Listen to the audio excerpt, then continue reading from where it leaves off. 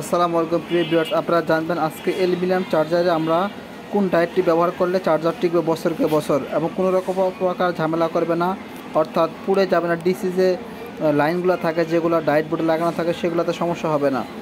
প্রিয় ভিউয়ার্স, আপনারা দেখতে পাচ্ছেন এটা সেপারেট ডায়োড, আর এটা হচ্ছে একদম কাছাকাছি পয়েন্টের ডায়োড। কাছাকাছি পয়েন্টের যে ডায়েটগুলো থাকে সেগুলো কিন্তু ডায়েটগুলো আপনারা জানেন না, গরম হয়ে থাকে। গরম হওয়ার ফলে এসি ডিসি শর্ট হয়ে যায় এবং এসি টু এসি অথবা DC two DC AC DC short হয়ে যায়, গলে যায় হিটসিংগুলো গলে গিয়ে কিন্তু অ্যাডজাস্ট হয়ে শর্ট হয়ে যাওয়ার কারণে কিন্তু আপনার চার্জার শর্ট হয়ে যায় এবং কিন্তু আপনার চার্জারগুলো পুড়ে যায় এবং চার্জারটিকে একদম অল্প সময়। কিন্তু আপনি যদি এই ডায়েটগুলোর পরিবর্তে এই ডায়েটগুলো ডায়েট এর এই সার্কিট বুটগুলো ব্যবহার করেন, তাহলে কিন্তু আপনার চার্জারগুলো আর কোনো প্রকার ঝামেলা করবে না এবং প্রত্যেকটি চার্জার টিকবে বছরকে বছর। এবং অতিরিক্ত হিট থেকেও কিন্তু আপনার চার্জারের যে ডায়েট আছে সেটাকে বাঁচাবে।